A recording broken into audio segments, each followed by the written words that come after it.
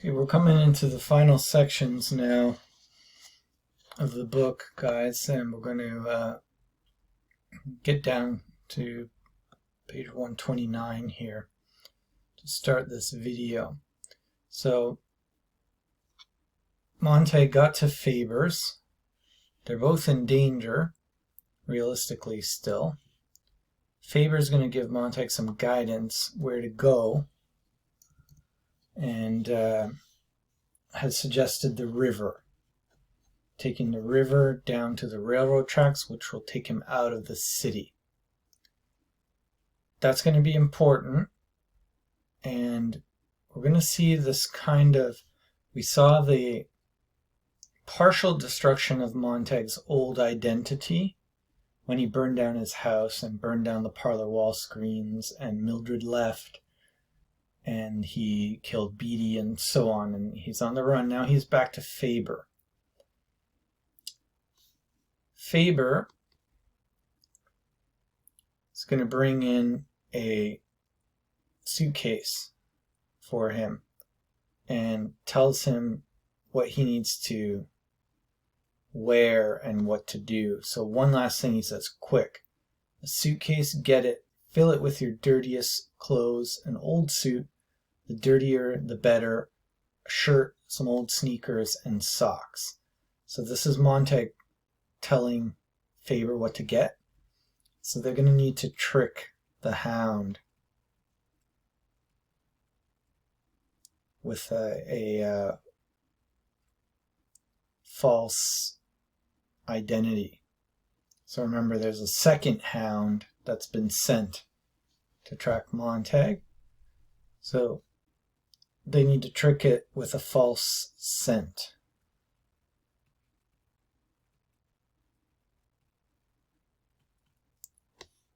Faber was gone and back in a minute. They sealed the cardboard valise with clear tape to keep the ancient odor of Faber in, of course, said Faber, sweating at the job.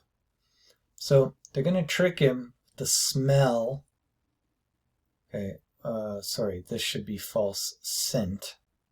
That means smell. So trick the Hound into thinking like Montag is Faber, and use a suitcase full of his stuff. He also takes some whiskey, and he sprays that all over the outside of the suitcase. Montag douses the exterior of the valise with whiskey. I don't want the Hound picking up two odors at once. May I take this whiskey? I'll need it later. I hope this works. They shook hands again, and going out the door, they glanced at the TV. The Hound was on its way, followed by hovering helicopter cameras, silently, sniffing the great night wind. It was running down the first alley. So, again, broadcasting the chase. Now Montag has a plan. Goodbye. And Montag was out the back door lightly, running with the half-empty valise. Behind him he heard the lawn sprinkling system jump up, filling the dark air with the rain that fell gently, and then a steady pour all about, washing on the sidewalks, draining into the alley. He carried a few drops of this rain with him on his face. He thought he heard the old man call goodbye, but he wasn't certain. He ran very fast away from the house, down the river, down toward the river. Notice that the rain starts falling and turns into a steady pour. In this section, we're going to get some water imagery, which is going to be contrasting all the fire imagery that's been, dominant throughout the book. So we're going to get, we've got here now, it starts raining and it's steady and soaks through. He's on the way to the river, and we're going to see some interesting connections between the water and the escape and Montag's identity, because he has a sort of false identity right now by taking Faber's scent with him. Okay, skipping down to 133. And he gets to the river. So I think blue is an appropriate color for this section. He got to the river. Everyone had come out of his or her house and had been told by the media, everyone in the city, look out their door, look out their window, try to find Montag. And that happens just before he gets to the river here. So he does get to the river. He touched it just to be sure it was real. He waded in and stripped in the darkness to the skin, splashed his body, arms, legs, and head with raw liquor, drank it and snuffed some up his nose. Then he dressed in Faber's old clothes and shoes. He tossed his own clothing into the river and watched it swept away. Then, holding the suitcase, he walked out in the river until there was no bottom and he was swept away in the dark. Okay, some very important symbolism going on here. Notice, he's stripped, naked, and bare. Okay, so his old clothes, the fireman identity, is gone now, thrown away. Just like he burnt down his house, now who he was, represented in his clothing as part of his identity. Notice it's swept away. Swept away. It's showing that the activities of the sweeping is the river. The river swept away his clothing. The river cleansed or moved that old identity away. So the river is an agent of change, of identity transformation. Okay, the river sweeps away his old clothing, which is symbolic of his fireman identity. Then he splashes the liquor to cover his scent. Okay, so you've got this other element going on here with the alcohol component, which we might say, the alcohol is a cleaner. We use it to cleanse wounds and for other purposes as well. So that's a kind of cleanser as well. You can clean dirt off, you can clean cuts, and so on. So the clothing identity means the fireman is gone. The alcohol cleanser washes away the impurity of that old identity as well. And then the river itself, just as his clothes were swept away, he is swept away. Now, not just his clothing, but he himself, the whole person of Montag. But not only that, Montag is wearing Faber's clothes. So he's had an identity change.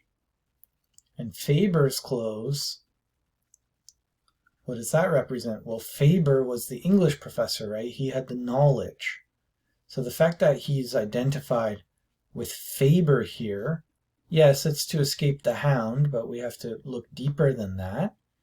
This is now the new Montag identity.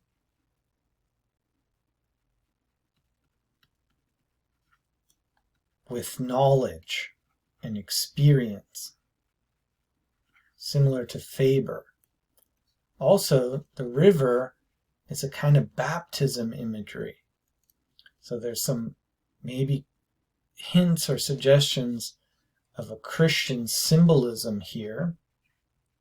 And what is the symbolism of the river, going into the river and getting a new identity? It's a kind of baptism symbolism of death and rebirth, which in Christian theology, the waters represent death, going down into the waters and then rising up again.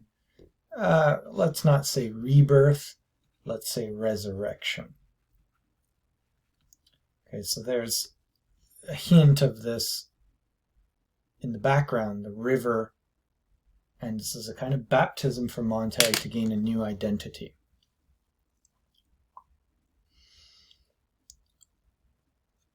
All right, he was 300 yards downstream when the hound reached the river. Overhead, the great racketing fans of the helicopters hovered.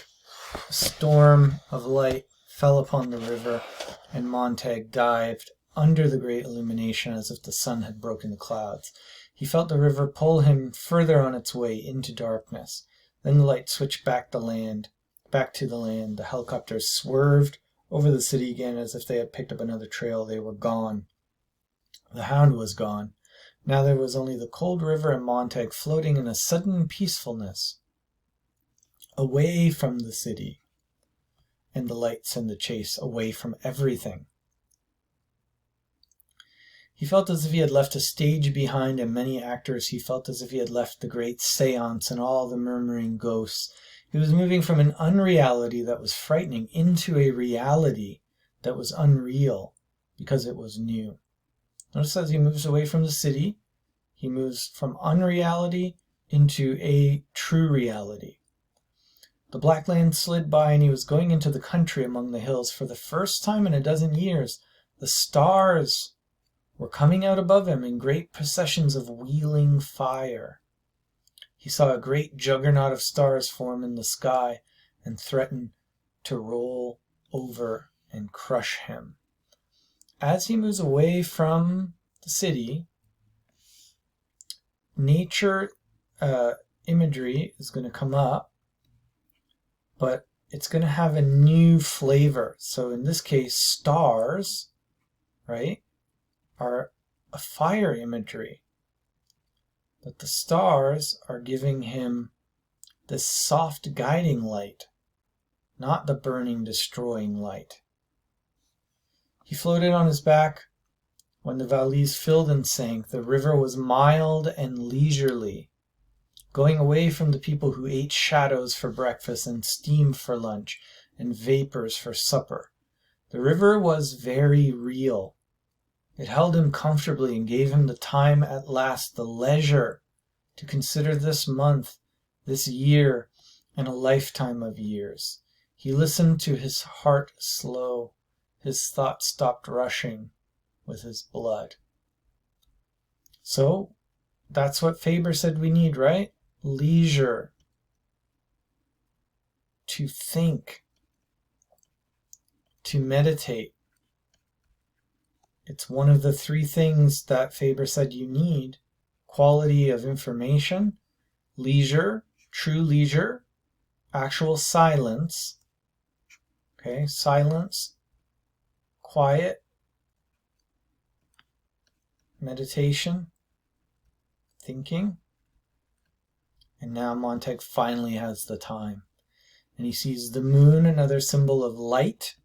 Low in the sky now, the moon there, and the light of the moon caused by what? By the sun, of course. And what lights the sun? Its own fire. And the sun goes on day after day, burning and burning. The sun and time.